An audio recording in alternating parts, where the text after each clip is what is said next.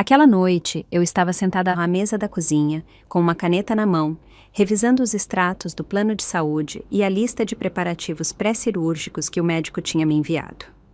Minha cirurgia de substituição de quadril estava marcada para julho, uma data que levou um ano inteiro para conseguir. O plano cobriria uma parte, mas os R$7.000 que faltavam teriam que sair do meu bolso, guardados numa poupança que abri só para isso. A ligação do Tiago veio do nada. Mãe, no próximo mês, vamos levar os pais da Camila para as Maldivas. Só uma semana para relaxar. Achei que tinha ouvido errado. Onde? Maldivas? Ele respondeu como se fosse a coisa mais natural do mundo. Acabamos de reservar os voos e o hotel. É um resort all-inclusive. Snorkel, spa, tudo incluso. Os pais da Camila nunca viajaram para o exterior. Queremos que eles curtam pelo menos uma vez. Fiquei sem palavras na hora. Um nó se formou na minha garganta. Você tá me contando isso agora? Perguntei, tentando manter a voz firme.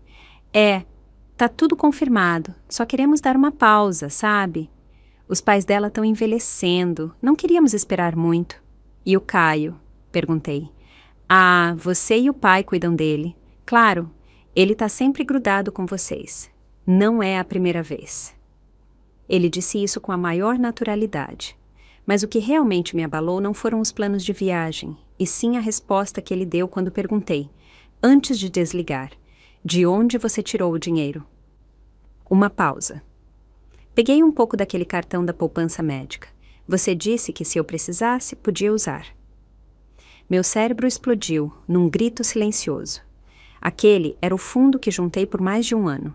Nunca disse que ele poderia usar em caso de emergência, para bancar uma viagem para a praia, debaixo de coqueiros.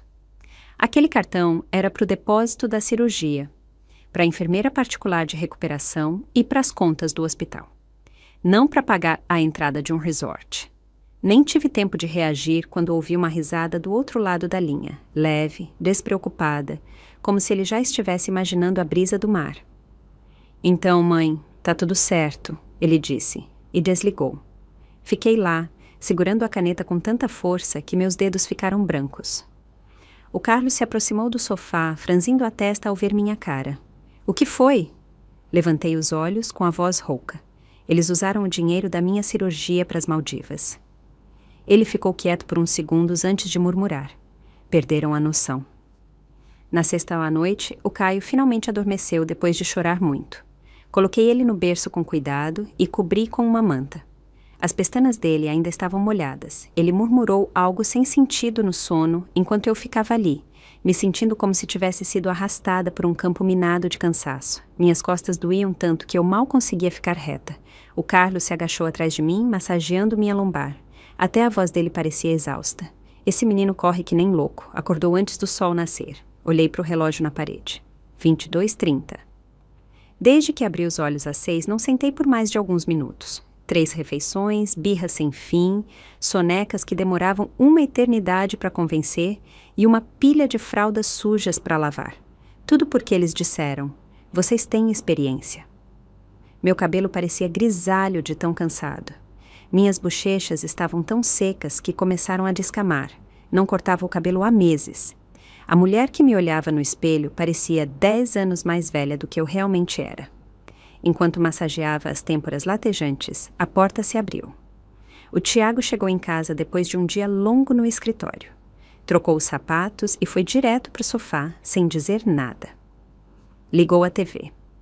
O canal de esportes favorito dele estava passando, com a torcida vibrando por um gol como se nada tivesse acontecido. Como se ele não tivesse me ligado no dia anterior para dizer que pegou o dinheiro da poupança reservada para minha cirurgia e recuperação. Aquela poupança que juntei real por real durante um ano, com um único propósito: pagar minha cirurgia de quadril e tudo o que viesse depois. Fiquei olhando para ele por um tempo. Ele estava relaxado, com uma perna apoiada na mesinha de centro, alheio ao jeito que eu o encarava. Jantou? Perguntei. Ainda não, mãe. Faz um macarrão ou algo assim. Ele disse sem desviar os olhos da TV, trocando de canal. Não respondi. Levantei e fui para a cozinha. O Carlos me seguiu, com o rosto tão sombrio quanto o meu. Deixa que eu faço. Você tá exausta, tem que acordar cedo amanhã para levar o Caio pro parquinho. Parei ele com a mão no braço e peguei a panela. Não, eu faço. Nós dois sabíamos o que o outro estava pensando. Não precisava de palavras. Tinha muita raiva, mas não era hora de mostrar. Ainda não. Quando a água começou a ferver, o Tiago entrou e se encostou no batente da porta. O Caio tá inquieto? Acabou de dormir. Respondi sem levantar os olhos. Ele assentiu, como se estivéssemos falando do tempo. Tô pensando em colocar ele numa aula de natação quando voltarmos. Apertei a espátula com mais força. Ele continuava falando do depois das férias, como se tudo estivesse garantido. O Carlos, que ainda estava na cozinha, me olhou com os olhos semicerrados, mas não disse nada. Perguntei, por que vocês não arrumaram uma creche pro Caio enquanto estiverem fora? Ele deu de ombros, com um sorriso como se fosse óbvio. Achamos que vocês cuidariam dele e, para ser honesto, os pais da Camila merecem conhecer o mundo. Eles não viajam desde que se aposentaram. Soltei uma risada fria. E você acha que talvez a gente também mereça conhecer o mundo? Ele não respondeu, só olhou para o celular. O ar ficou pesado, como se tivesse sido sugado da sala. Lembrei da noite que ele me ligou. Não dormi, só fiquei encarando a conta na mesinha de cabeceira que dizia orçamento cirúrgico, no topo. Levei 14 meses para conseguir aquela consulta. O médico disse que se eu não operasse e caísse de novo, talvez não voltasse a andar sozinha. Não queria morrer, nem passar o resto da vida numa cama. Mas agora, aquele dinheiro da cirurgia tinha virado sol, bangalôs e brisa do mar. Um nó se formou na minha garganta, um peso no peito, mas nenhuma lágrima caiu. Mãe, apressa a janta, tá? Tô morrendo de fome, ele gritou. Apaguei o fogo, servi o macarrão e não disse nada. Ele voltou pro sofá, comendo enquanto via o jogo, chupando o molho como se o mundo estivesse em perfeita ordem, sem nem olhar para o silêncio que se esticava entre mim e o Carlos como uma corda. Naquela noite, o Carlos e eu estávamos deitados lado a lado no quartinho de hóspedes da casa do Tiago, sem dormir. O quarto era pequeno e escuro. As cortinas nunca fechavam direito, e no verão parecia uma sauna, no inverno, uma geladeira. O ar frio sempre entrava por uma fresta na parede, como se fosse algo vivo tentando se enfiar nos ossos. Mudamos de Minas Gerais para ajudar com o Caio, para tirar a pressão deles, e acabamos num quartinho onde mal cabia uma cama, quanto mais duas. O Carlos virou de lado e sussurrou. Graça, deixa isso pra lá. Cuida do Caio por uns dias. Não precisa colocar ele no meio.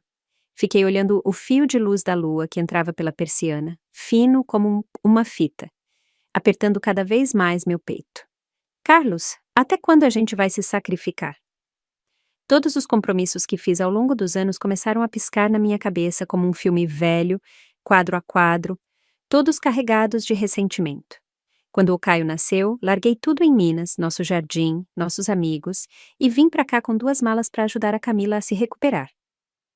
Ela teve uma cesárea e demorou para melhorar. Cozinhei cada refeição com cuidado, consultando guias de pós-parto, contando calorias, gramas de gordura. E o que ela disse? Graça, tá muito gorduroso, não parece saudável. Antes que eu pudesse responder, ela me passou o tablet. Toma! Esse é o plano alimentar que meu médico recomenda. Só segue. Dei uma olhada na lista. Purê de couve, pão de linhaça, mousse de salmão.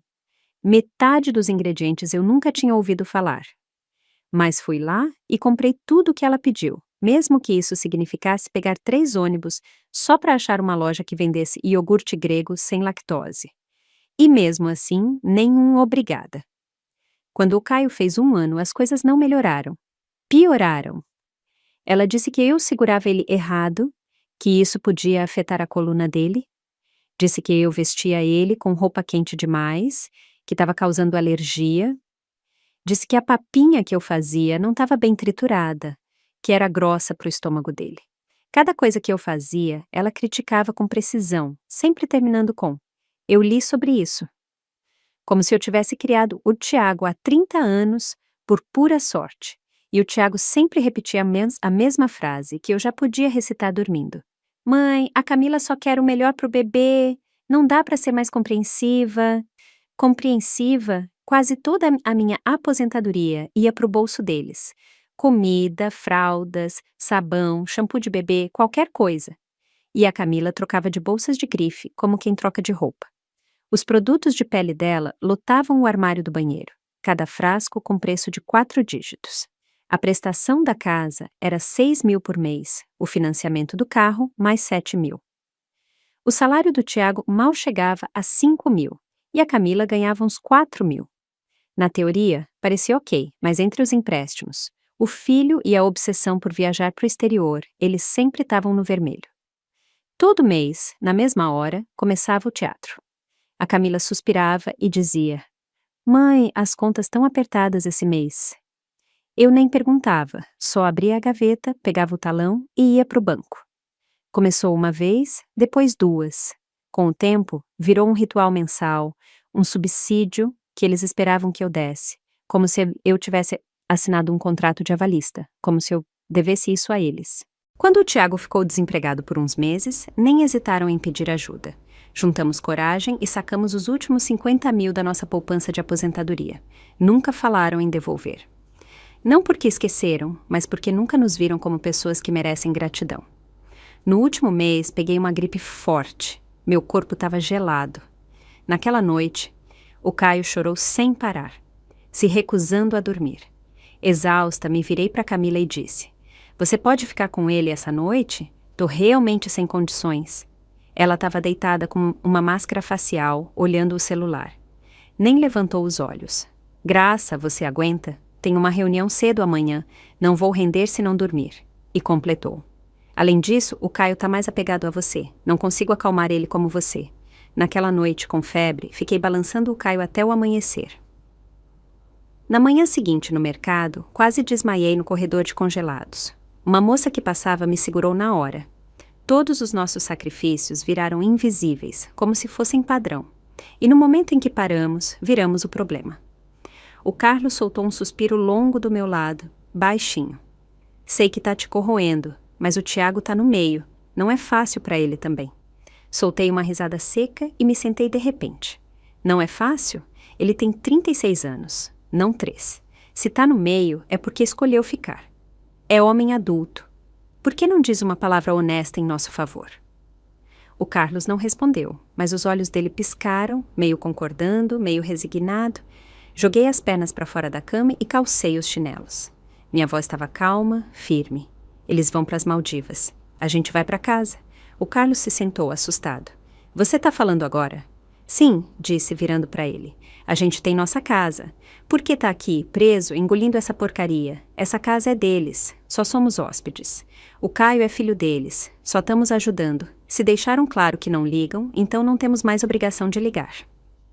O Carlos ficou quieto por um momento. Depois respirou fundo e assentiu com força. "Você tá certa." "Tá na hora." Meu Deus, quase esqueci como é nosso pé de jabuticaba no quintal. No momento em que tomamos essa decisão, me senti mais leve, como se um interruptor tivesse sido ligado.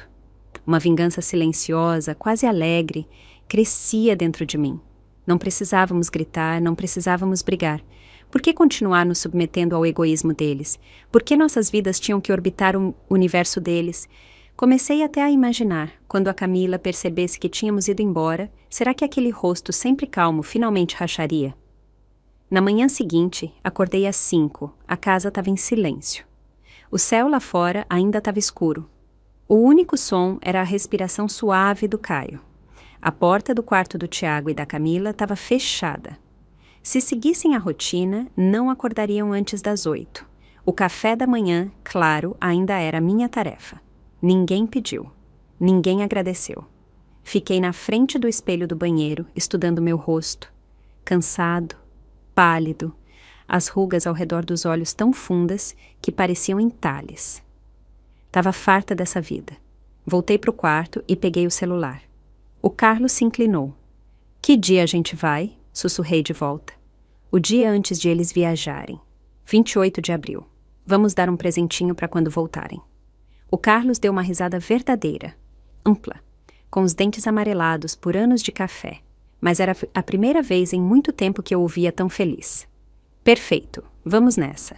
Quando cliquei no botão de confirmar a reserva, senti algo dentro de mim se abrir. Todos aqueles anos que passei engolindo minha voz naquela casa, foi como se cada pedra caísse no chão. Nos dias seguintes, fiz tudo como sempre. Cozinhar, lavar roupa, cuidar da rotina do Caio. Mas por dentro, cada tarefa era uma contagem regressiva. Enquanto isso, o Tiago e a Camila estavam imersos nos preparativos para a viagem.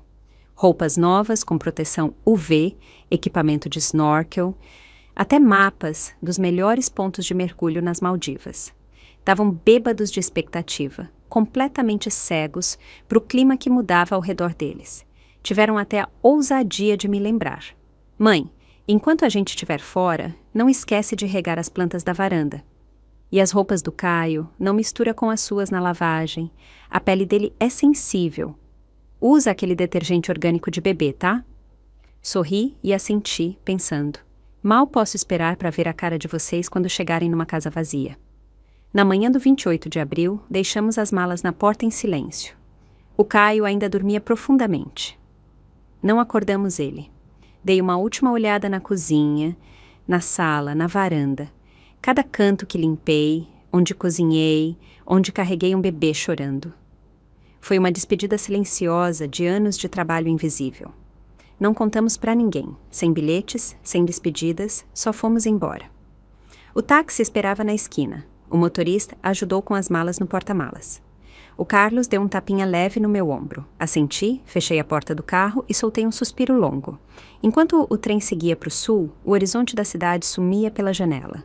Senti algo que não sentia há anos. Alívio. Não o alívio de fugir, mas o que vem quando você finalmente para de viver a vida dos outros. À tarde, chegamos em casa. O ar cheirava a terra, a grama e a flores de jabuticaba que começavam a brotar. Era aquele ar que não se respira na cidade, puro, selvagem, livre. A porta enferrujada rangeu ao abrir. Tudo parecia igual a como deixamos 3 anos atrás. Tranquilo, familiar. O pé de jabuticaba no quintal ainda estava lá, as ramas mais cheias. Tinha mato ao longo da cerca e o sino de vento da janela da cozinha estava coberto de poeira. Mas enquanto estava ali, meus olhos ardiam de emoção. Deixamos as mochilas no chão. O Carlos pegou as ferramentas. Eu peguei um balde. Ele foi consertar a cerca do quintal. Eu comecei a esfregar as janelas. Cantarolamos enquanto trabalhávamos, mais leves do que nos últimos anos. A luz do sol entrava pelos pisos de madeira da nossa casa antiga, trazendo o cheiro de lenha e flores de manjericão. Não demorou para uma voz familiar chamar do quintal. Meu Deus, Graça e Carlos finalmente voltaram! Virei e vi nossa vizinha, Dona Beth, com uma cesta de tomates e cenouras no braço. O bairro todo tá falando de vocês, ela riu. Quase saí correndo quando soube. O seu Zé do lado botou a cabeça por cima da cerca e disse que traria uns picles mais tarde. Em menos de 1 hora, os amigos antigos batiam na porta, um atrás do outro, todos sorrindo, nos recebendo como se fôssemos família. Alguém trouxe abóbora, outro trouxe bolo, um nos chamou para tomar uma cerveja à noite. Bem-vindos de volta, Graça.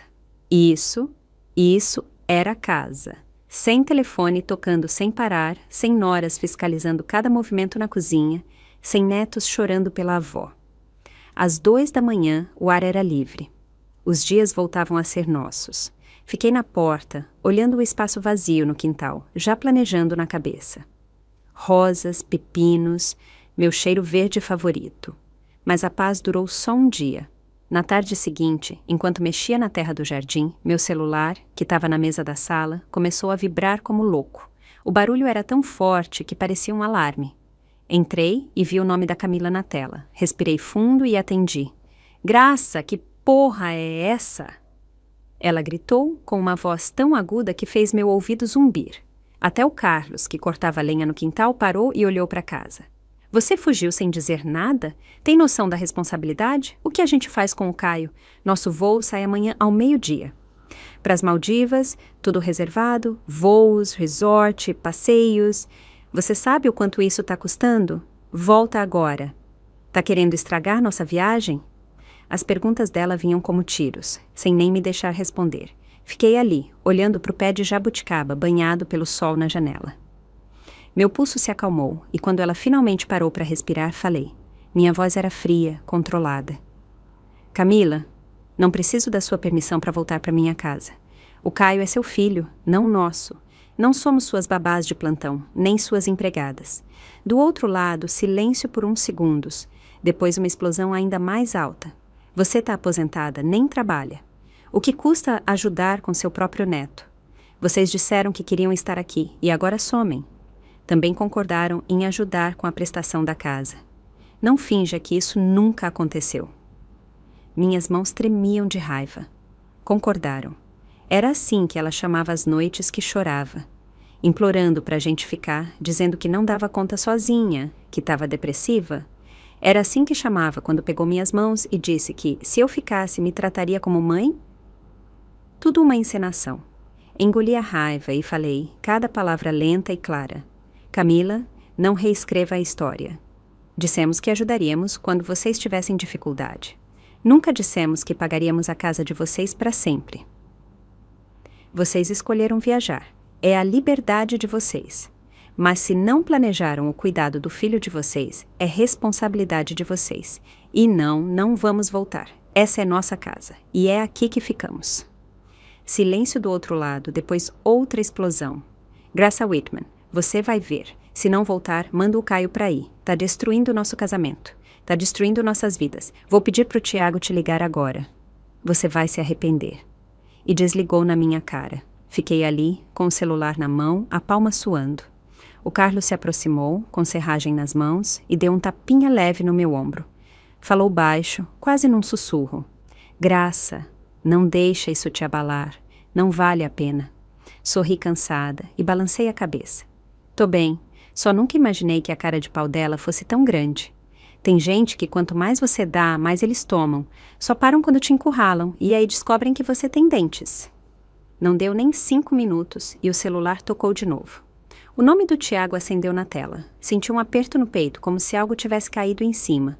Atendi, tentando manter a voz calma. Mãe, ele começou com aquele tom cansado de sempre. A Camila tá chateada, não leva pro lado pessoal. Já pagamos tudo, os voos, o hotel. Cancelar agora seria um prejuízo enorme. Não dá para vocês nos ajudarem e cuidarem do Caio por uns dias? Só uma semana. Voltamos rapidinho. O jeito que ele falou, como se fosse a coisa mais normal do mundo, gelou meu sangue. Ajudar, finalmente disse, com a voz calma, mas cortante.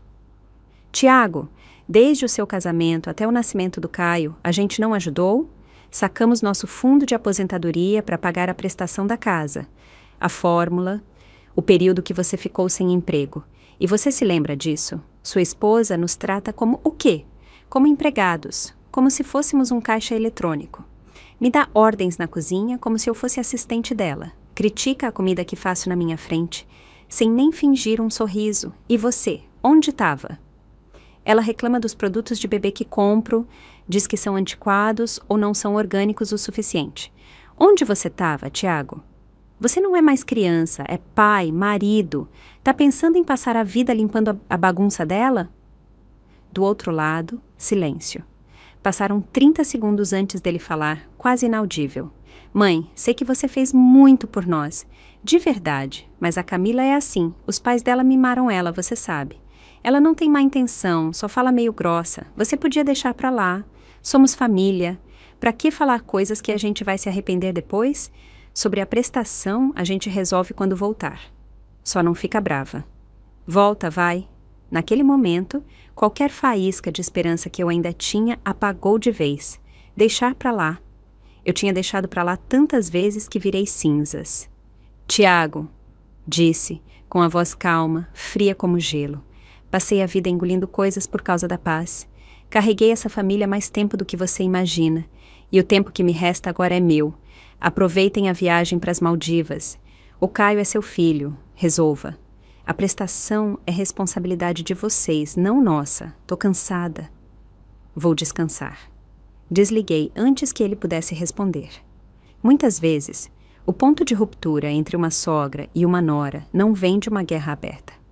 Vem do homem que fica entre elas, sempre calado, sempre neutro, sempre ausente. A covardia do Tiago, a recusa dele em se posicionar, jogou lenha em cada briga na nossa casa. Foi aí que eu soube. Não podia mais contar com ele. 2 minutos depois, meu celular explodiu. Mensagem atrás de mensagem, notificação atrás de notificação. O nome da Camila aparecia como uma alergia na tela. Áudios, textos, cada um mais nojento que o outro. Graça Whitman, como você pode ser tão cruel? Tá tentando estragar nossa viagem de propósito. Se não voltar hoje, amanhã deixo o Caio na sua porta. Quero ver se você abre. Você prometeu ajudar com a prestação. Não se faz de sonsa, isso não cola. Ler as palavras dela embrulhou meu estômago. O tom, a arrogância, as ameaças. Era a mesma mulher que um dia tomou sopa na minha mão enquanto chorava no meu colo. Que disse que me trataria como mãe se eu ficasse. Era a mulher que meu filho escolheu, jurando que ela era o futuro dele, a felicidade dele. Coloquei o celular no silencioso e joguei no sofá, como se fosse veneno. Olhos que não veem, coração que não sente. Na janta, fizemos algo simples. Preparei pastel de queijo, minha especialidade.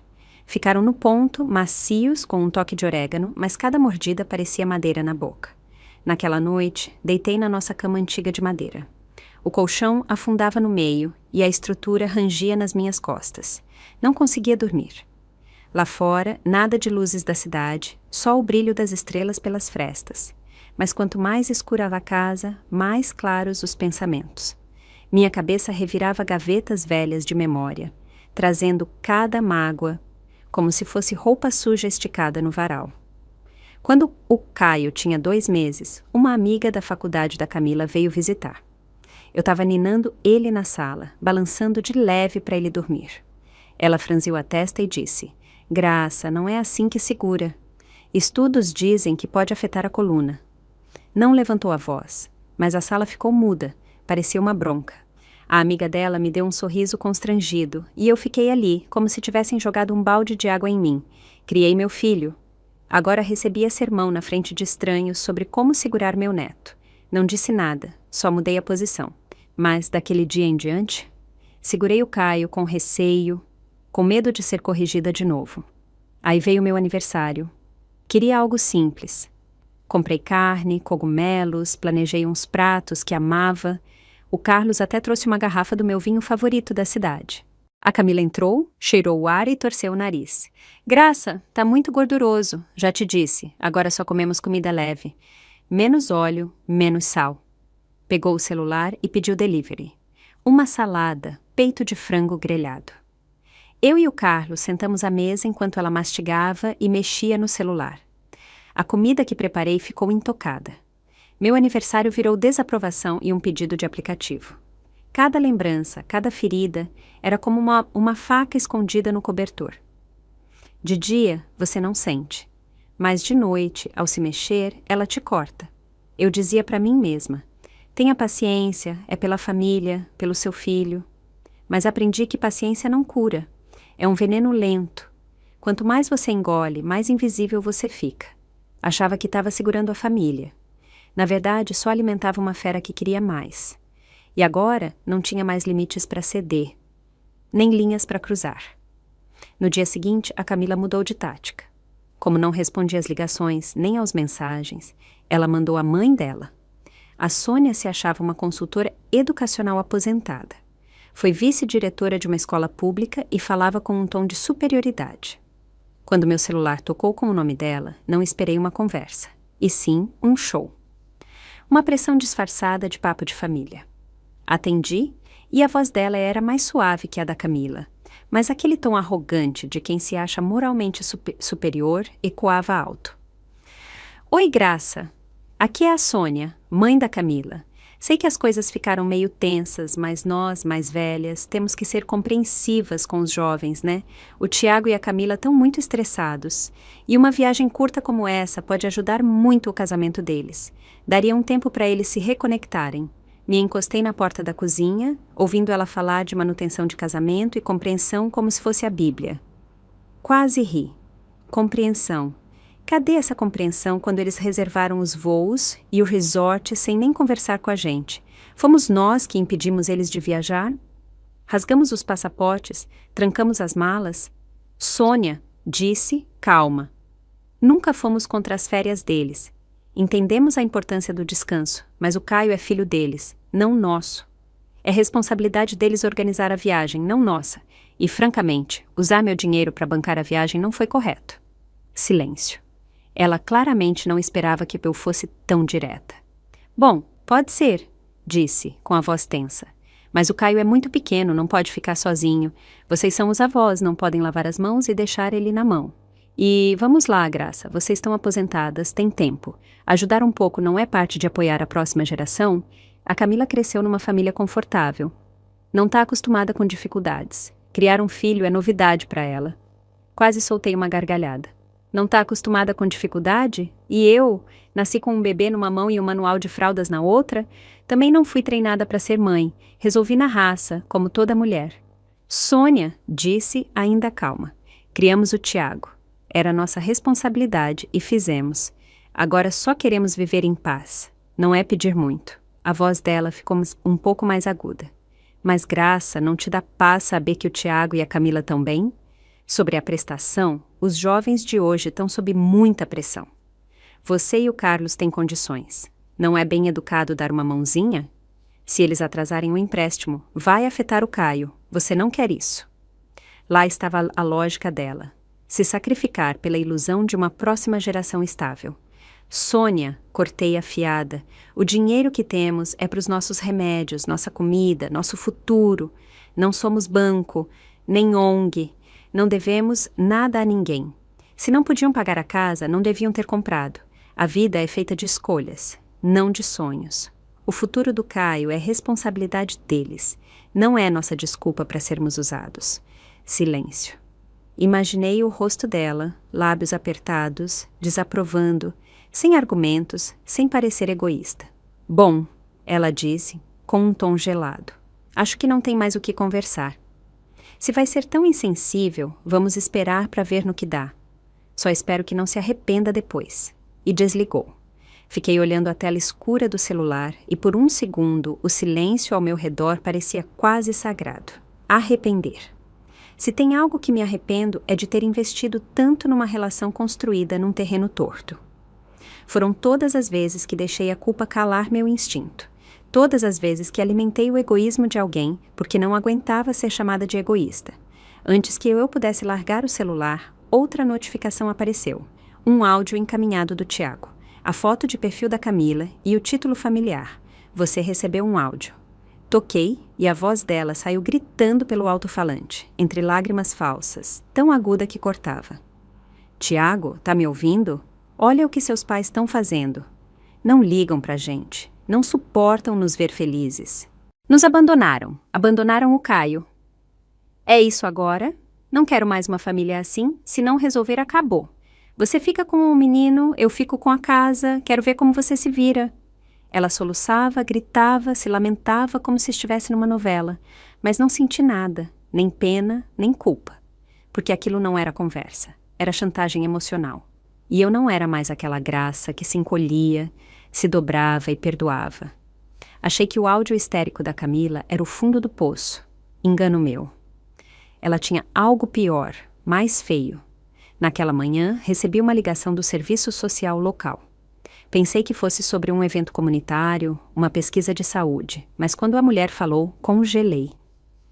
Olá, é a senhora Graça Whitman? Estamos ligando para verificar discrepâncias na documentação de tutela compartilhada entre a senhora e Caio Whitman. Algumas assinaturas não conferem e precisaremos da sua presença para corrigir. Fiquei paralisada. Que tutela? Foi apresentada pela sua nora, Camila Ellis, respondeu a mulher educada como se lesse um roteiro. Segundo o pedido de auxílio para cuidado infantil que ela protocolou, a senhora é cotutora, o que autorizou o governo a depositar parte dos benefícios na conta do Caio Whitman, agora registrada também em seu nome. Fiquei no meio da cozinha, com o celular tremendo na mão. Ela usou meu nome. Falsificou um acordo de tutela e pediu benefícios sociais do governo no meu nome. Depois de deixar claro que eu tinha terminado, ela ainda teve a cara de pau de me envolver nisso. Nunca assinei nenhum documento de tutela, disse, pronunciando cada palavra. Nem autorizei ela a protocolar nada em meu nome. Quero que congelem todas as contas ligadas a esse pedido agora e me mandem cópias de tudo que ela apresentou. Vou contratar um advogado. Sim, senhora, respondeu a mulher rápida. Iniciaremos o processo imediatamente. Desliguei com o coração batendo forte, não de medo, mas de raiva. Isso não era mais só uma briga de família. Era roubo de identidade, fraude. Ela não só passou do limite, como ateu fogo nele e dançou nas cinzas. O que era isso? Eu devia ser avó para o resto da vida, sem voz, sem saída, só explorada em silêncio até morrer. Abri meu notebook e procurei o e-mail que o Davi, sobrinho de um amigo da faculdade do Carlos, me passou no último Natal. Ele agora era assessor jurídico na Secretaria de Assuntos Públicos do Estado. Enquanto gravava um áudio recapitulando a ligação, escrevi o assunto do e-mail: revisão legal, uso indevido de identidade e fraude de benefícios. Em 1 hora, o Davi retornou. Graça, se isso for verdade, é fraude contra a Seguridade Social. Você precisa começar a juntar documentos. Vou colocar alguém da assistência jurídica no caso. Tá pensando em prestar queixa? Sentei à mesa da sala, onde já tinha organizado uma pilha de papéis. A retirada do aval da hipoteca, a revogação do pagamento do plano de saúde, o congelamento da poupança de aposentadoria. Cada um preparado para o dia que eles esqueceram que eu era gente, não uma carteira ambulante. Não comecei isso, Davi, disse fria. Ela só me tratou como se eu já estivesse morta. Depois da ligação, entrei nas redes sociais. Na hora certa, lá estava o golpe clássico da Camila. Um post longo, anônimo, vago o suficiente para ser legalmente seguro, mas venenoso. Nunca vi alguém tão cruel. Minha sogra largou tudo e fugiu um dia antes da nossa viagem, abandonando uma criança pequena demais para entender o porquê. Ela diz que quer viver para si, mas já parou para pensar que, quando você vira mãe, sua vida não é mais sua? Os likes e comentários vinham em ondas. Alguns concordavam, outros se juntavam, um até escreveu: o que está acontecendo com essa geração de avós? Não respondi. Fiz print de tudo e mandei para o Davi. Corrente de provas intacta. Por volta das 4 da tarde, o Carlos chegou da cidade com o rosto sério. A Carla da mercearia disse que o post da sua nora está em todos os grupos locais. Ela insinua que você roubou o fundo do Caio. Diz que você fugiu e deixou eles na mão. Sorri. Frio, calmo.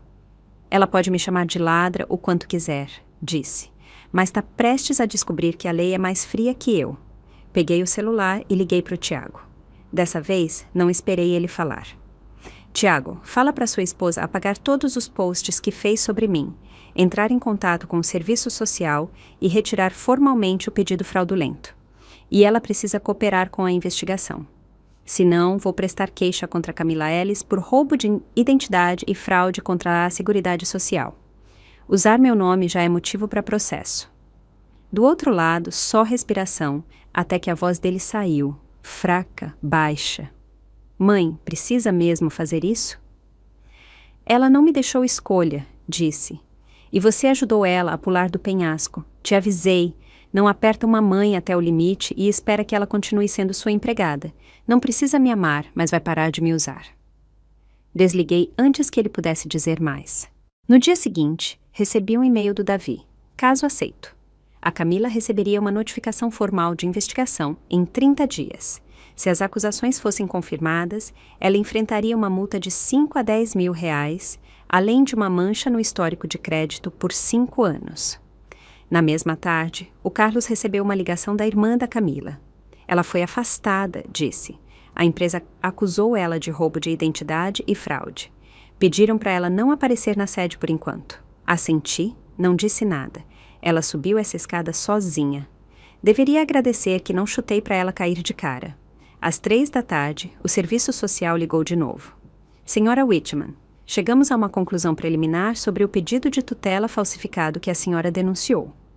Uma audiência formal será marcada. Se a outra parte não cumprir, o caso será encaminhado para a promotoria. Obrigada por avisar, disse, calma. Se precisarem de mim no tribunal, estarei lá. E naquele momento soube que tinha vencido. Exatamente às 8 da noite, o Tiago ligou.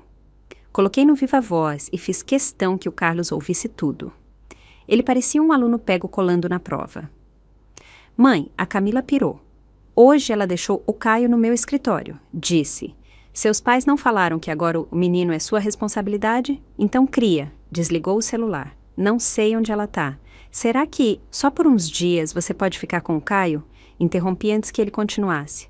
Tiago, deixa uma coisa clara. O Caio é seu filho. Não adotei ele. Ele fez uma pausa. Mãe, só dessa vez. Juro que não tem outra opção. Devia ter pensado nisso antes de ela bater a porta e sair. Disse fria. Tiago, no dia que cancelei seu cartão adicional, tomei uma decisão. Sua bagunça não é mais meu problema. Você escolheu esse casamento, escolheu essa vida. Agora leva. A voz dele subiu, com um toque de desespero. Mas, mãe, é seu neto. Eu sei, disse firme. Por isso mesmo você tem que ser o pai dele. Não sou santa. Não sou seu plano B, não mais. A partir de hoje, não atendo mais ligações que comecem com pode me ajudar. As tempestades que você causou não vão me pegar com guarda-chuva na mão. Fiz uma pausa, deixei ele sentir e disse, tranquila, definitiva. Quer ser marido? Para de ser filho da mamãe. Se não conseguir, não espere que eu continue sendo sua mãe. Desliguei.